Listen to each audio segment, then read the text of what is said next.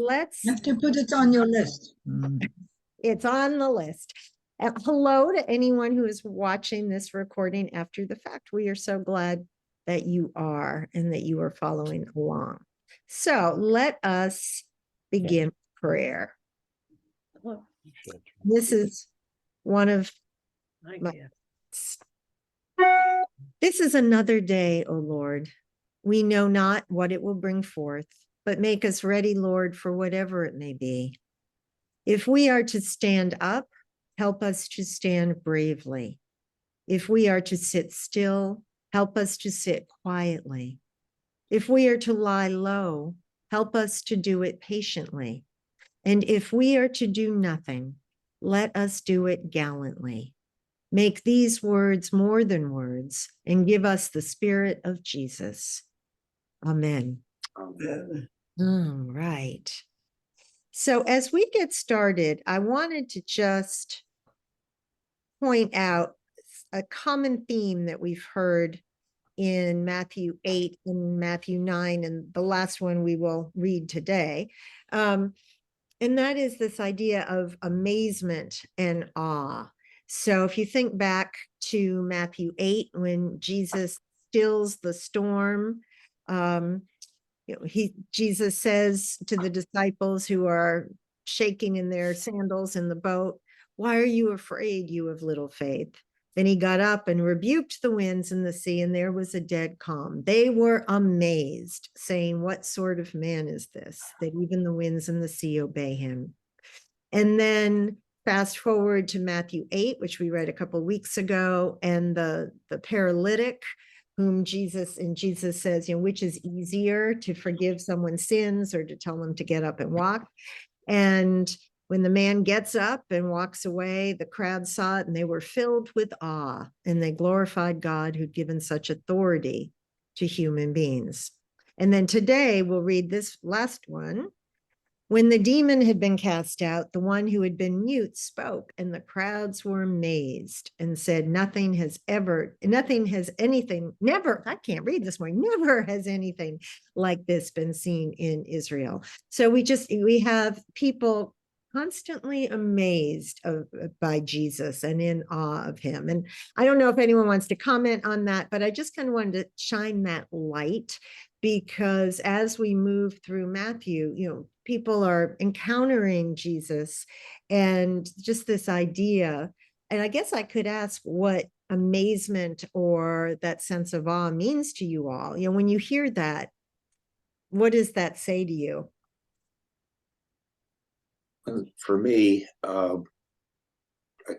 went back, did some research a little while ago, a couple of years, and that phrase, the fear of God, has always troubled me. And it is very possible to translate that fear as awe, being in awe rather than in terror. They're related, but they aren't the same. So yeah, being awed makes a lot of sense to me. And what does awed mean to you? I mean, how do any of us describe that experience of being awed? We use that word, and kids, I don't know if they still do. My kids don't so much, but use the word awesome all the time. And yes, it's so common, right? It's like it's been neutered because it doesn't have any power. But when we truly say that we're in awe of something or amazed by something, what are we saying? I think of it as being in the presence of something truly great, powerful. I mean, I can think of baseball players making a play, being in awe of of an ability like that, or in this case, in awe of a higher power. I love that, John, something greater than oneself. And I think that's very much the experience that the disciples and the crowds are grappling with, right? Is, wait a minute, we thought this guy was like us, right? And now, surprise, we are in the presence of a power and authority, a being so much greater than we are. Anybody else have thoughts about that before we get to the text? This focus on amazement and awe it reminds me of a quote from Rilke, the German poet. Mhm. And I'm reading it. It says, "For beauty is nothing but the beginning of terror, which we are barely able to endure. And it amazes us so because it serenely disdains to destroy us. Mm. Every angel is terrible." Wow. And it's always been a favorite of mine as an expression of, religious feeling, not aesthetic feeling, not beauty. It's not the real issue there. It really is religious. And it merges awe, amazement, and terror all in one concept. And so that's what jumped out at me when you focused on these words. That's beautiful. You know, Mark, if you wouldn't mind, I'd love it if you could email that quote to me at some Sure. point. I love that. Thank you so much. There's also a lack of understanding as to, and that kind of goes with kind of what the quote Mark just read. Definitely. You know, we sort of see it, but we can't get our head around it as current expression, you know. I keep coming back, boring you with it, but the wonderful pictures coming out of the new space telescope, and Yeah, you almost feel like I've got to genuflect in front of that. I mean, this is this is inexplicable, and there it is, and I can't grasp all of it. right. The beauty that Mark mentioned is there, the terror is there, the awe. And that was one of the things we talked about in our formation time on Sunday, and Sue Carroll was very, it was really articulate about this sense of wanting to understand God, wanting to comprehend, and the frustration that when we come up short and are unable to do that. And that's what I hear in this too. It's like standing on this cliff, looking over this vast abyss. Imagine Grand Canyon comes to mind, and something that is so overwhelming beyond our human comprehension. Well, there's being a wordsmith, I'm looking at the difference between amazement and awe. Amazement, the root connects with maze. It's a confusion. It's a bafflement. It's a lack of understanding. From amazement can come awe, which is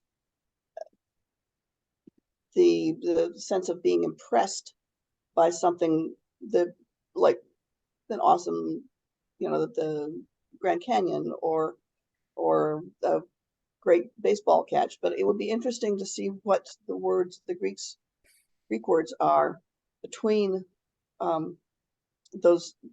between those passages, whether it's going to be the same word. I can see being amazed by the kids standing up and walking, but it's almost a choice of whether to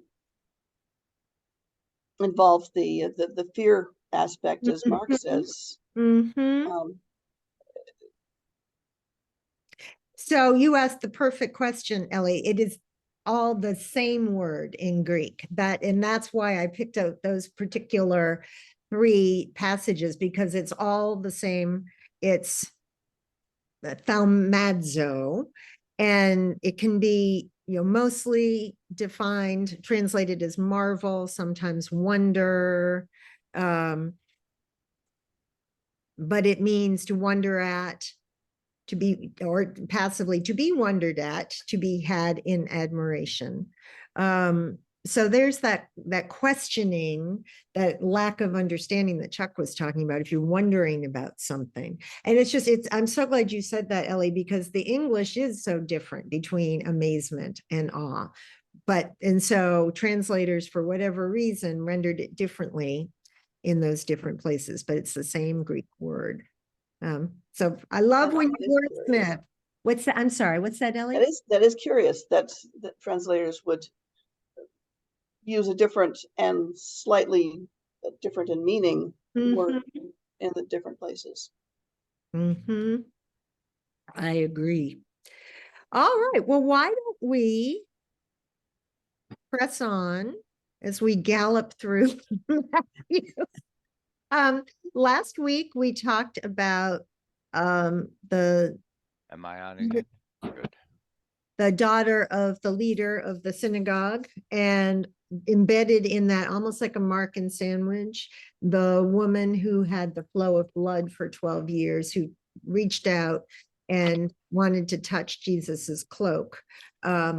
And we talked about the difference, other versions, and we didn't have John in the gospel parallels with us last time, but we are all familiar with the version, I guess it's probably in Mark's gospel, where Jesus feels the power go out of him when she touches his garment. And in this version, he turns and sees her and addresses her. So that's where we ended up last time. Let me go just one point, because I did Yes. do the recording and you were missing the gospel parallels, and not for further discussion today, but back to the disciples of John. Yes. Okay, in Mark and in Luke, it is the people who come. It is not the disciples of John. And they simply point out that, gee, the disciples of John and disciples of the Pharisees fast a lot. Interesting. Why don't you guys do it? So I know we had a lot of discussion last week, and I Yeah. don't want to get into it now, but just for future reference, that there was a difference in the authorship there. Lest you ever think we don't need you, John. Thank you. That's fabulous. And that's just another. So if Mark and Luke both say the people and Matthew says the disciples of John, that may be one of those cases where we're looking at the special Matthew source. Remember, we talked about how Matthew and Luke both draw on Mark, but then they each have some special material that is only in their version of the gospel. That may be one of those places where Matthew is drawing on a slightly different tradition. Thank you. I would still say it speaks to, sort of a split in the Jewish community. Well, and they're boxing out John. Well, thank you. And we can maybe think about that some more. And if we want to come back and visit that some more, we can. But let's move on. We've got 3 paragraphs left in chapter 9. It would be great to finish chapter 9 and maybe even go into chapter 10. That may be too ambitious. So I'm going to suggest, would someone read these 2 paragraphs together, because they kind of hold together, and then we'll do one separately. Sure. I can do it. Oh, go ahead. This is from the RSV. It's 27 and 28. Is that right? 27 through 34, if you don't mind. 34. Okay, got it. Thank you.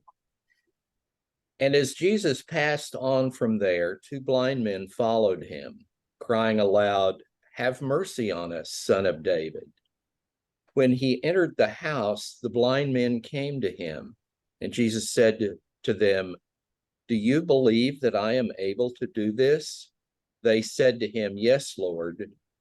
Then he touched their eyes, saying, "According to your faith, be it done to you." And their eyes were opened. And Jesus sternly charged them, "See that no one knows it." But they went away and spread his fame throughout all the district. As they were going away, behold, a dumb demoniac was brought to him. And when the demon had been cast out, the dumb man spoke, and the crowds marveled, saying, "Never was anything like this seen in Israel." But the Pharisees said, "He casts out demons by the prince of demons." Oh, he's one of them. Excellent. Thank you. So what do you want to talk about, everybody? What strikes you? I like the quid pro quo, I suppose. According to your faith, let it be done to you. Hmm. I'm going to fix your eyes as well as you think I can. Hmm. Yeah, what do you all think about that? Because that's the line that strikes me too. You know, if you believe in me, then it will be done. Mm-hmm. A skeptic and you're just here for the ride, then no, this is not going to happen. Mm-hmm. He didn't It's seem to amazing need- that they believe in him, that they have that level of faith. And yet when he gives them the instruction about not telling anyone, they're not concerned, you know, they're not concerned that his power could take it away or, you know, it's amazing. Yeah, They're not very obedient, are they? They're not I can see obedient. so excited that you're going to run and tell everybody, and forget that he told you not to. But Be hard to keep a secret if a couple permanently blind men showed up at the village, Yeah. able to see all of a sudden. I mean, that would cause some conversation. yeah, Who did this? And I'm thinking, of course, about the very long gospel from John that we heard this past Sunday, where Jesus heals the man born blind. And, you know, if people are saying, you know, who did this? And this man must be a sinner because, you know, he can't do this and all that speculation. We don't get that level of detail here, but you're right, Ray. You know, if they go home and, you know, they couldn't see before and suddenly they can, people are going to ask questions.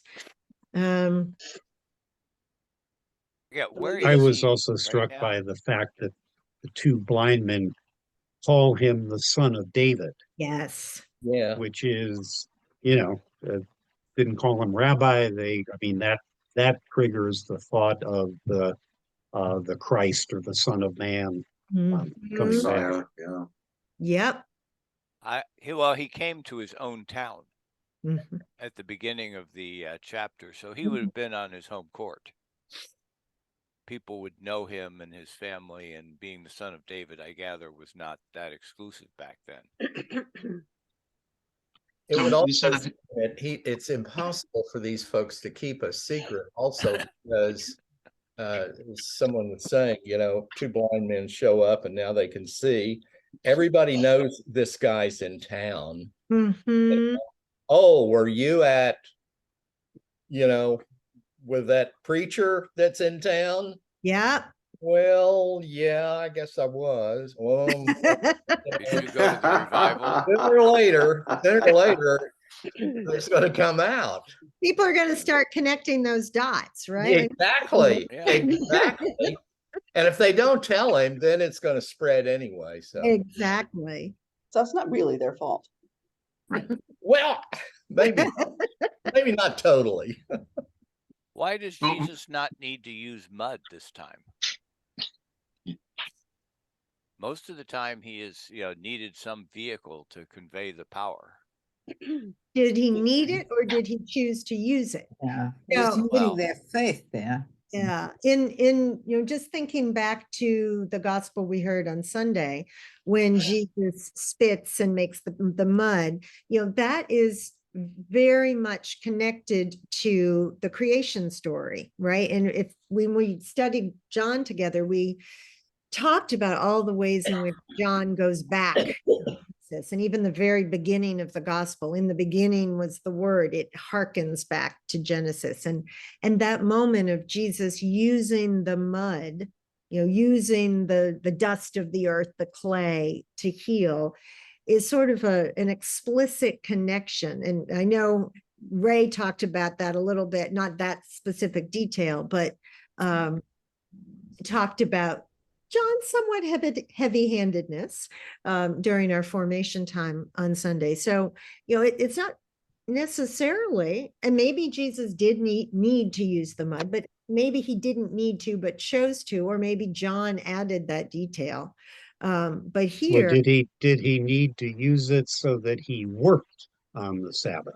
That's If he had another just good point. waved his hands, that might have been, or just said, "Okay, your thing." But here is physical working on the True. Sabbath to do the healing. Great point. Which takes this passage and kind of turns it a little bit inside out, because here it isn't his an agent like mud. These guys have, it's their faith that heals them in the Exactly. presence of Jesus. Yeah, it's their faith in God. Yeah, I'm thinking a little bit about the what this must feel like from the point of view of people who have been healed. Mm-hmm. It's a little extraordinary. I mean, think about someone who's born blind. They literally never saw anything before in their life. And so what's the world going to look like to them when suddenly it's visible? I mean, I can't even begin to imagine the kind of awe, amazement, marvel, wonder that they might feel with this wholly new experience. and terror too, Mark. Back to your point. Yes. What is this stuff that's right in front of my eyes that I never was able to see before? Oh, And, these so people we don't know were born blind. Okay, well, The imagine that earlier they are man people. was born blind. These might have river blindness.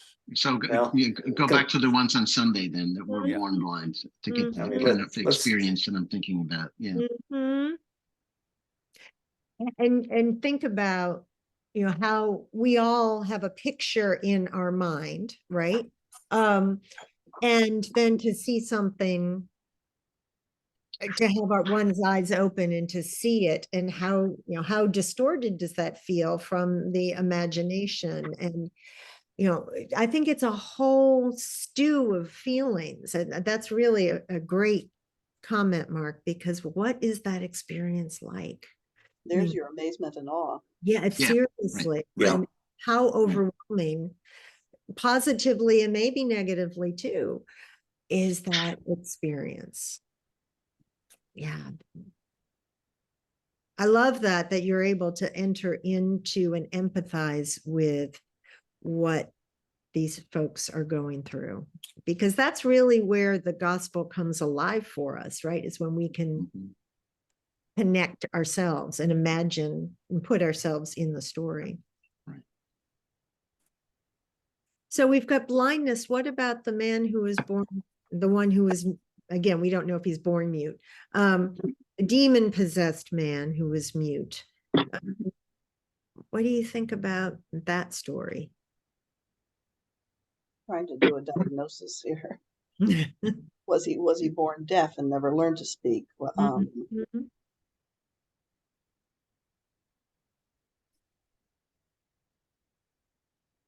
I wonder how they came to the conclusion that it was a demon that had Mhm. affected him. I mean, were there other? I just don't know. I mean, I think that was the default conclusion back then.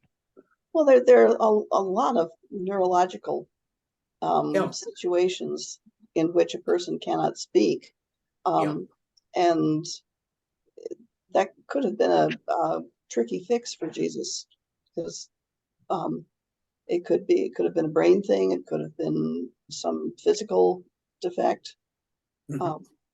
But I think, as you say, it's anything that's really wrong with somebody, people could blame it on a demon. Mhm. Yep, it wasn't just mental illness. It wasn't just, epilepsy. There's a whole array of things that might get attributed to possession. And if you weren't possessed by a demon, then it had to be your fault. Mm-hmm. Or Right. So, it was kind of better to throw it on the demon, I guess, than to have to take the blame yourself. Mm-hmm. Yeah, if it was a physical, outside, visible injury, it was your fault. But anything that you looked normal, but you were crazy, that was a demon. Mm-hmm.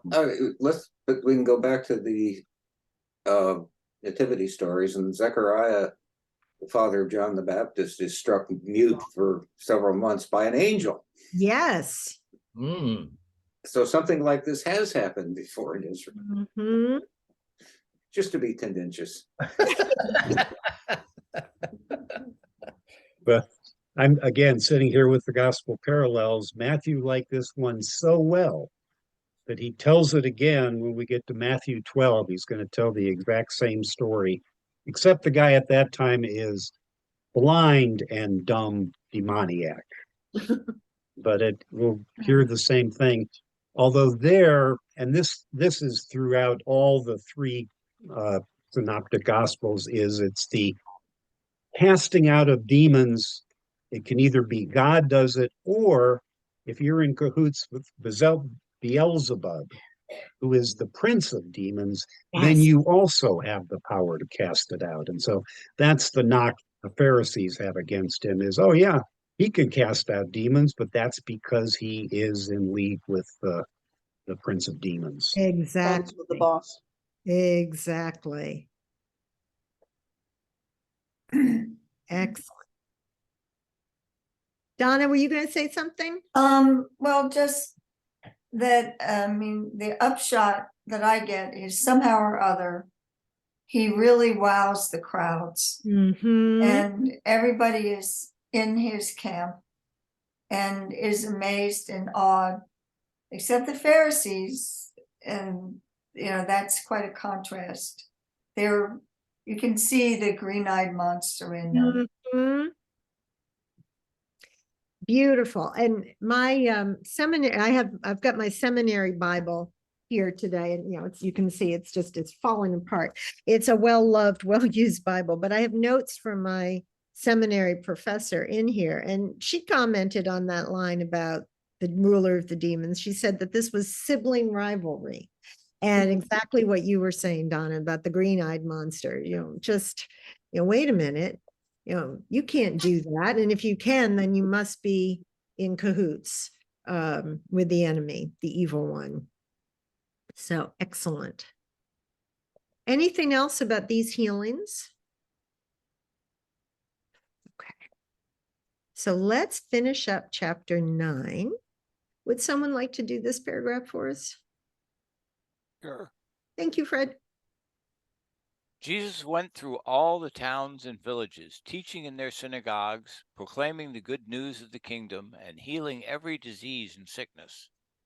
When he saw the crowds, he had compassion on them, because they were harassed and helpless, like sheep without a shepherd.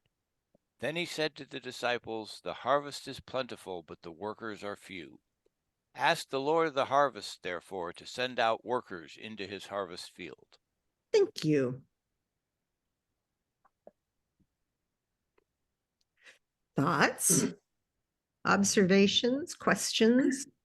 It's an apocalyptic Mm-hmm. view, which we haven't seen that often before. Mm-hmm. Can you say more about that? Where do you see the apocalyptic?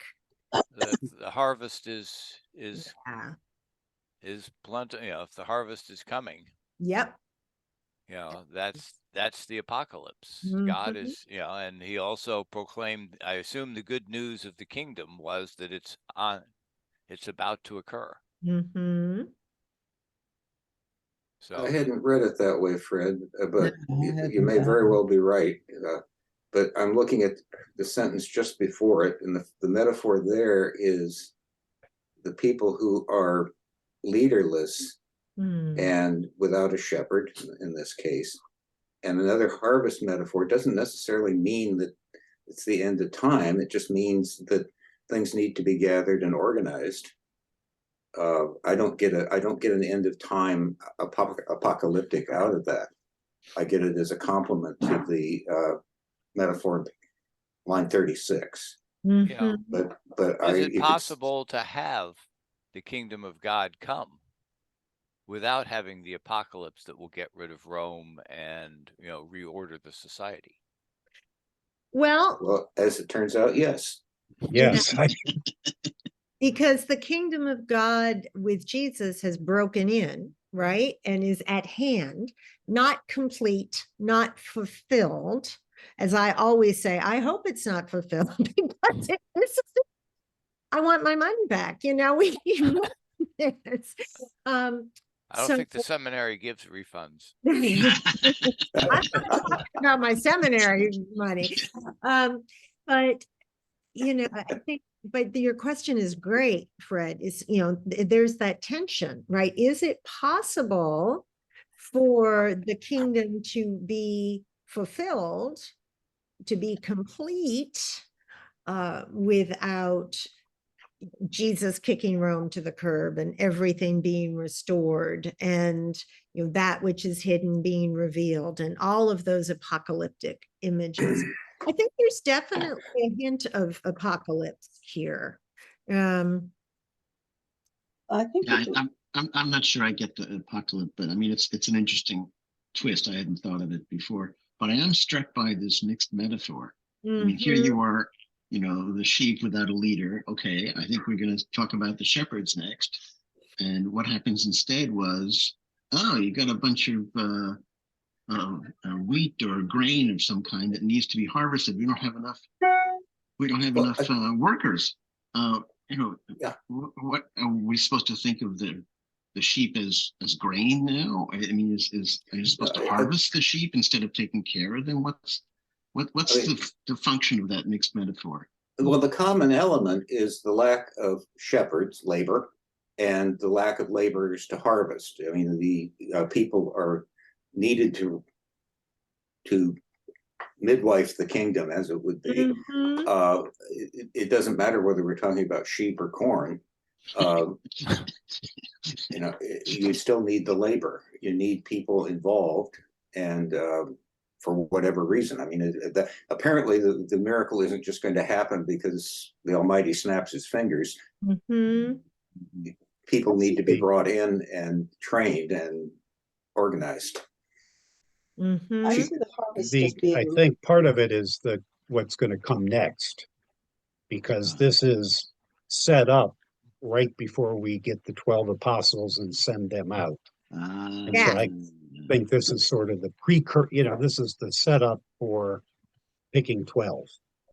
And this is, That's thanks, nice. John. And this is one of those places where it's helpful, I think, to remember that when the gospel was originally written, there were no chapters and verses. So it would have been a continuous narrative. Now there's this break, which is artificial, imposed.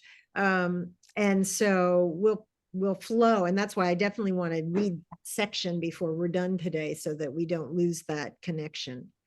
Excellent. I'm not seeing the apocalypse, or at least I hadn't before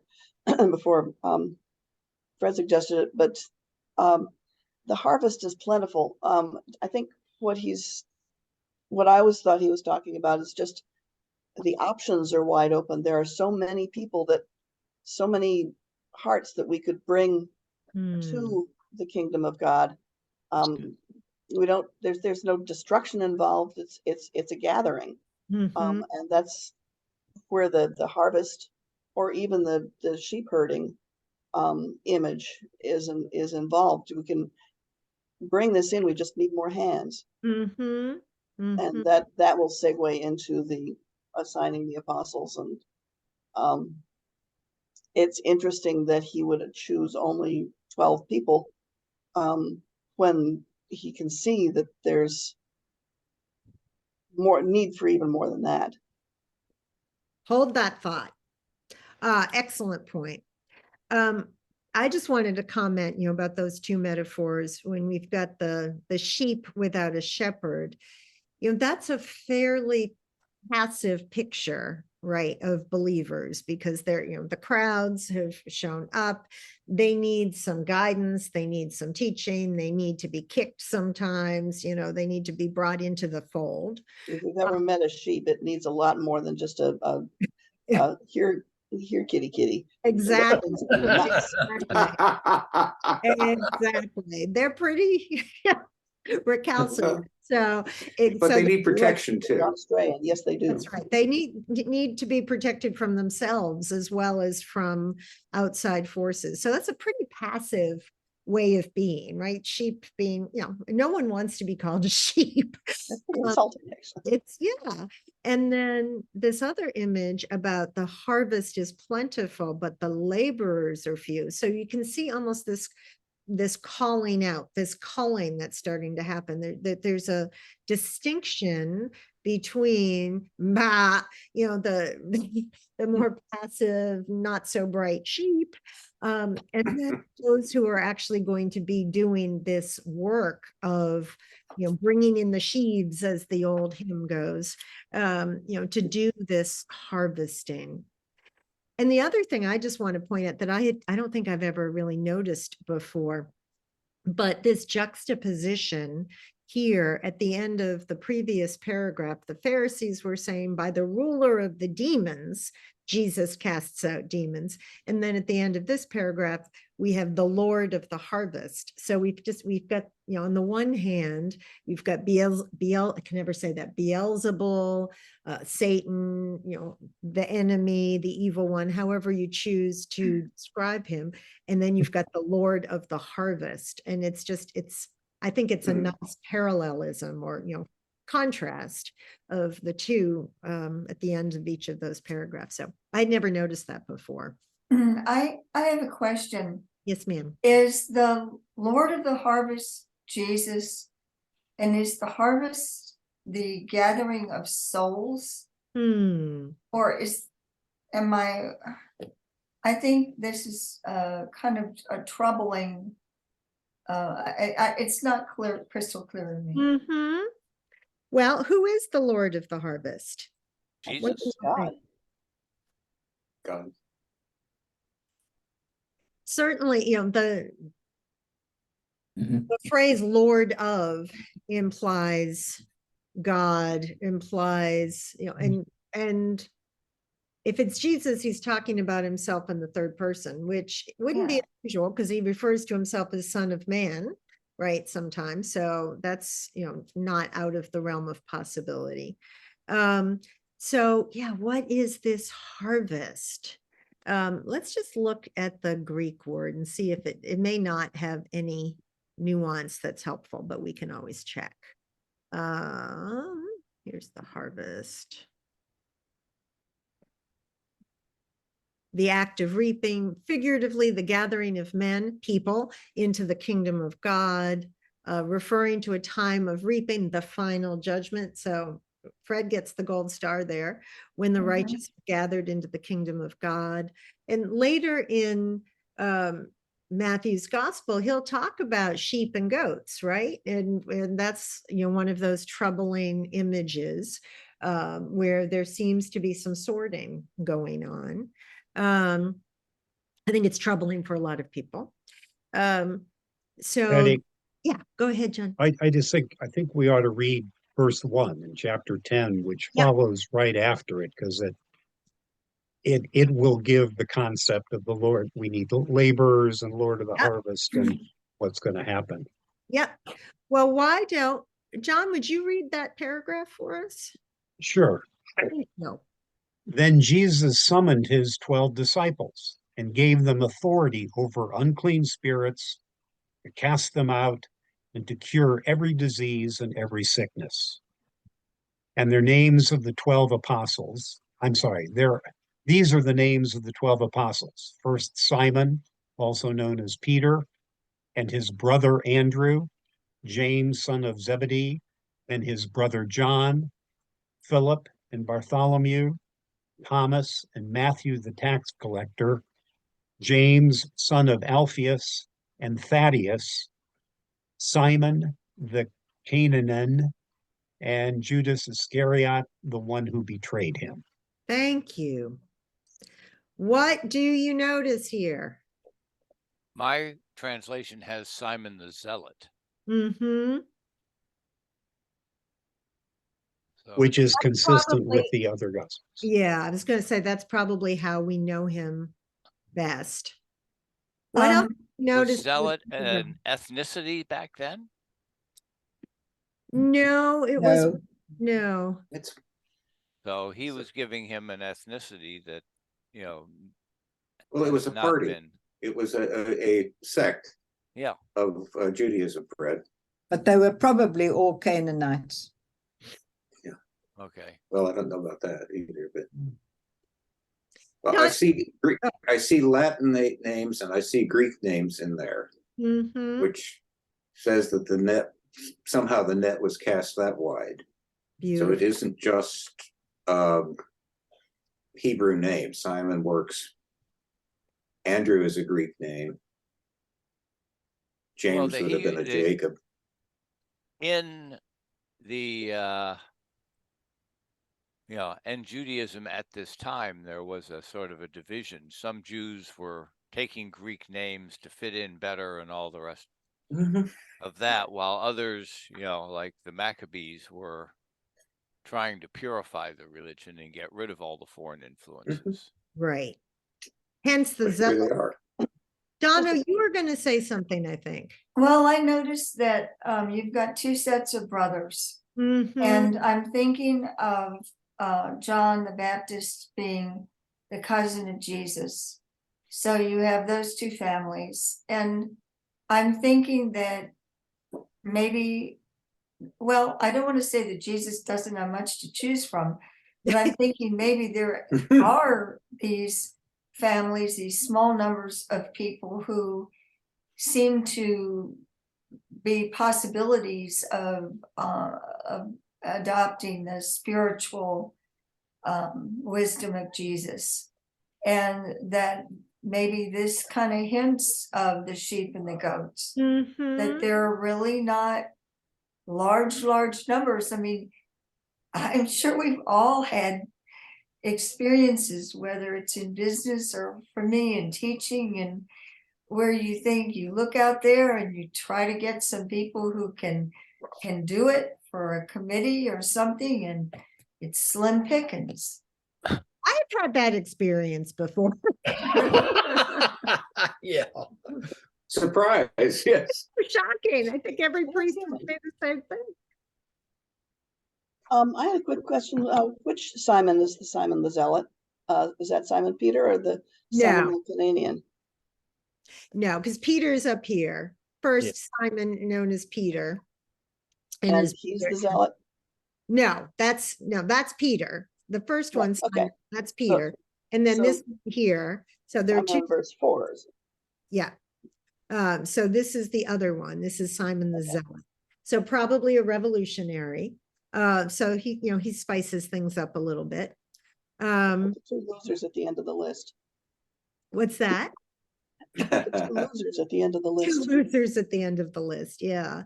So, and here we have, we know that Simon, known as Peter, and Andrew are fishermen. James and John are fishermen. We've got Matthew, the tax collector. We don't know a lot about Thomas other than his tendency to question things. Just an interesting group. Weren't Philip and Bartholomew wealthy or of good family? I believe Philip. Which one was the one who said, "Can anything good come out of Nazareth"? That's that Nathaniel. That was which? That's Nathaniel. Oh, okay. So yeah, but Nathaniel's in that story with Philip in the Gospel of John. Do you all notice anything else in this paragraph? It's what he tells the disciples to have the authority to do that jumps out at me, and that's what connects it in my mind back to the earlier paragraph. And I mean, I see this as, okay, these sheep don't have anybody to take care of them, no one to sort of cure their problems, and now we've got a whole bunch of people, these 12 people who will act as shepherds to them. And I'm dying to read the next one about the mission of the 12 to see if we can somehow connect up to the harvest metaphor that was left dangling from the previous paragraph as well. But this one seems to me to connect up to the shepherd thing. And I can't do it myself. I can't be everywhere. I need some people to act as the elite shock troops of my attempt to bring happiness, well-being, and salvation to these people. Lovely. And these are the very things that Jesus has been doing, right? Yeah. Casting out unclean spirits, curing diseases and sicknesses. And now he is sharing that. He's delegating that authority. Well, we will read, I want us to read that next paragraph before we quit today. But before we do that, I have to point this out. Jesus summoned his 12 disciples in verse 1. Verse 2, these are the names of the 12 apostles. What is the difference between a disciple and an apostle? Or are they the same thing? Well, the apostle, the root, I think, means it's somebody who is sent out. Yes. And disciples are followers or learners. Yep. Followers of a teacher. Yeah. One might think of the disciples as those sheep, right? Following.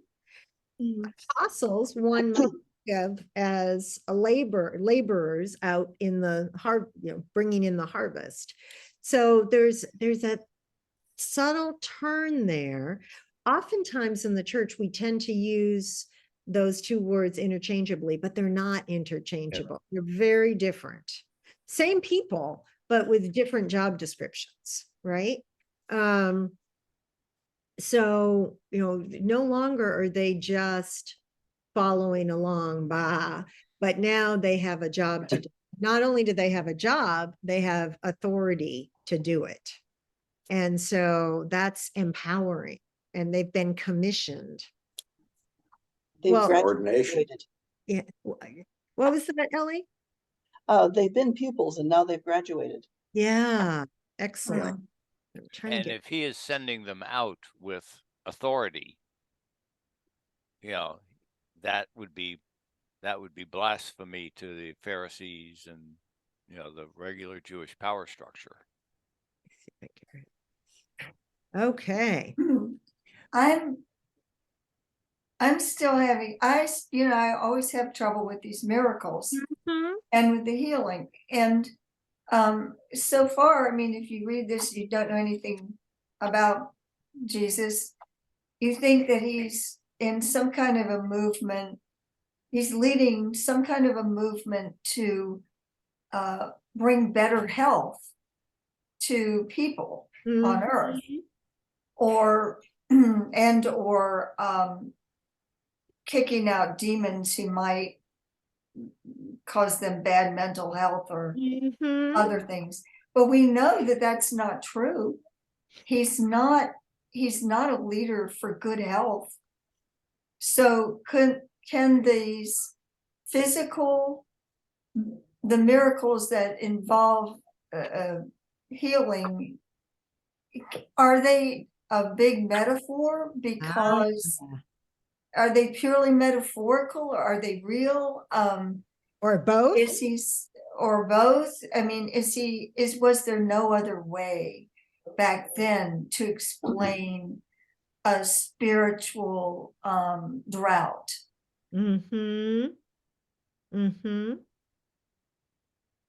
What do you all think?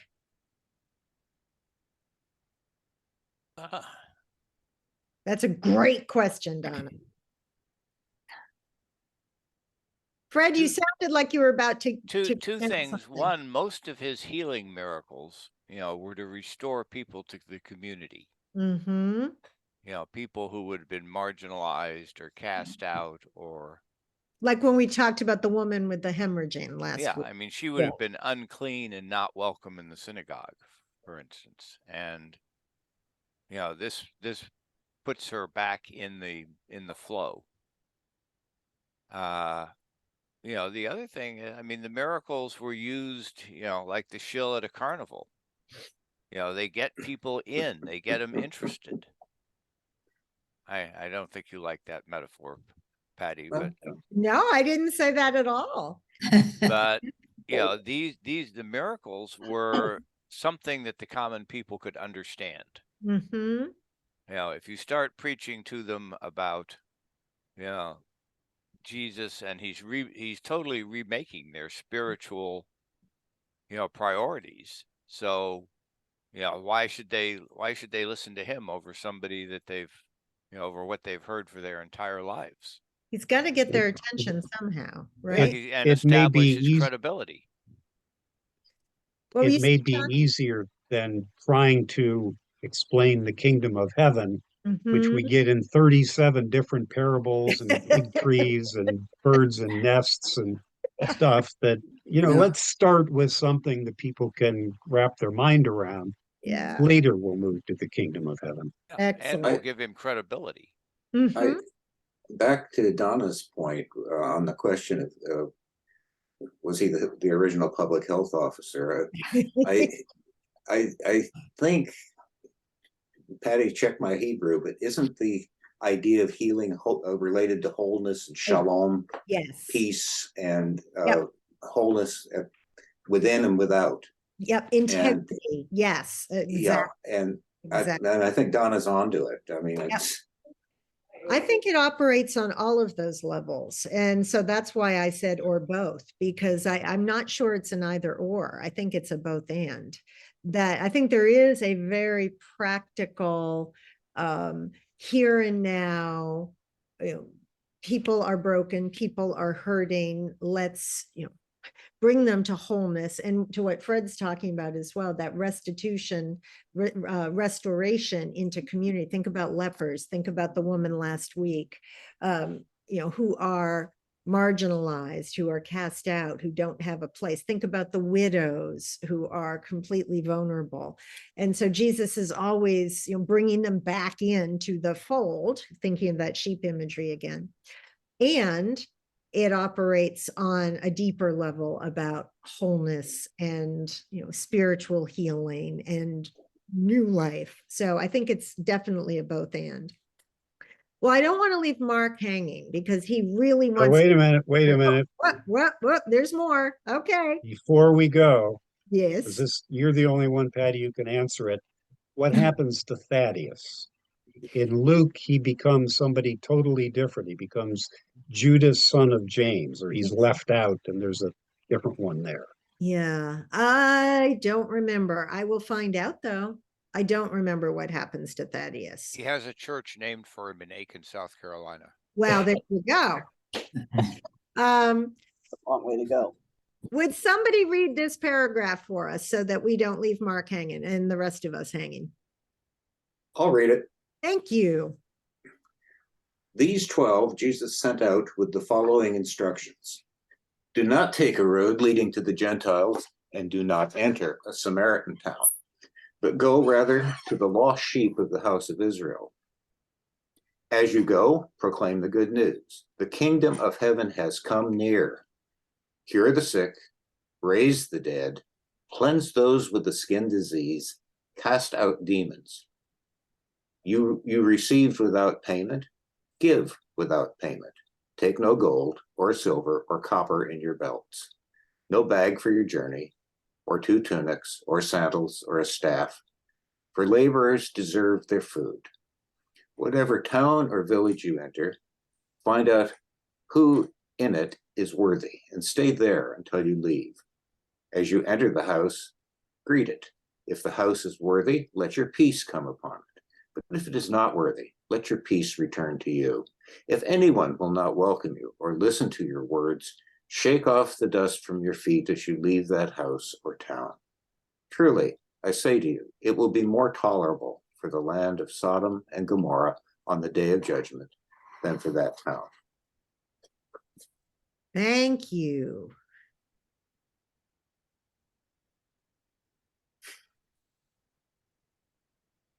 So how does this connect with what we've just been talking about and working through? Well, we're back to sheep in verse 6. Mm-hmm. This is more seemingly closer to the apocalyptic theme. Mm-hmm. Yeah. Mm-hmm. Yeah, I mean, well, Sodom and Gomorrah. Jesus has healed Gentiles. He's taken water from Samaritans. Now all of a sudden he seems to have heartburn about them. Well, I think I look at it as a priority, Fred. He's sending. Apparently, it looks like he's sending them 10 first to the the Jewish people, the Hebrews, before we get on with anything else. But I mean, those are the lost sheep of the house of Israel, the ones who are, closest to the message he's sending. I mean, we're most receptive, maybe. I don't know. But I think Well, and I it's think that, the if I recall, that was the story of the Son of Man. He was going to go first, gather in Yes. those who were Jewish and Right. worthy first, and then all the rest of the nations, those who are worthy, would come in. which has entered our national political dialogue and the right-wing support for Israel in an extreme way. Right. That's Mm-hmm. but yes, he's expressing priorities, not sheep and goatsing. He's just saying his assets are limited. So let's use them for the top priority, which is the Israelites, and then we'll, it doesn't rule out dealing with Gentiles or Samaritans. Go ahead, Mark. No, go ahead. I was just muttering to myself. I was thinking when he tells them not to take any gold or silver and so forth, he is separating them from the other fake miracle workers Yeah. that Yes. Fred is talking about. Definitely. So show yourselves to be something different. Mm-hmm. Beautiful. Hello. And of course, if you know about Saint Francis and the Franciscans, the mendicants, this is where they, Francis lived this literally, begging for food, not having a permanent place to live, not taking payment. And, this idea of really being people of faith, trusting that they would be provided for. And exactly what you said, Donna, is that this makes them different from all the shysters who are going around, the carnival people, who are the miracle workers wandering around wanting shekels for, their miraculous works. Also underscores our interdependence on each other in a profound way. I mean, it's a metaphor in itself. Mm-hmm. Beautiful. People won't let you starve. Well,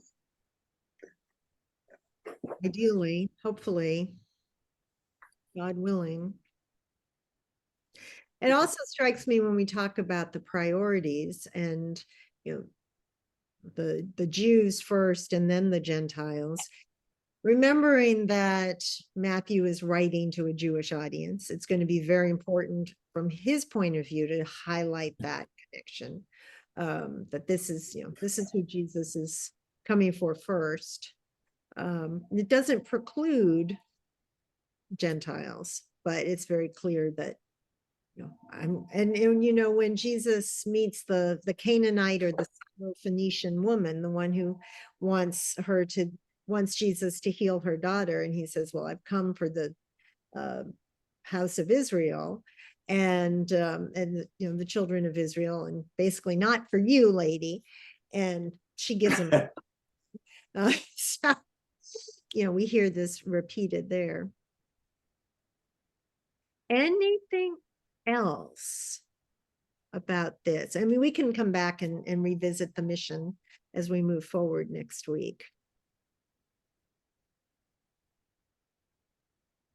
I do like verse 14. I just say, I mean, we waste so much time trying to convince people who are just not open to being convinced yet, or at the moment, or ever. And I think there's just great wisdom in that. If I had any sense, I would make that my motto, but I don't have any sense. Well, I'm right there with you. And it also highlights the idea of free will, right? And Jesus isn't going to force or compel people to hear the message. Everyone has the ability to decide for him or herself. And it's a shame because you're letting something really important, something life-changing, pass by. But that's your prerogative, and Jesus makes that clear. Take the intervectin. Yes. Yeah. Yeah. All right, beloveds. Thank you as always for a wonderful discussion. I will look up Thaddeus. I've got to remind myself what happens to him. And we'll pick up here next time. And again, we can always revisit this paragraph as we move forward.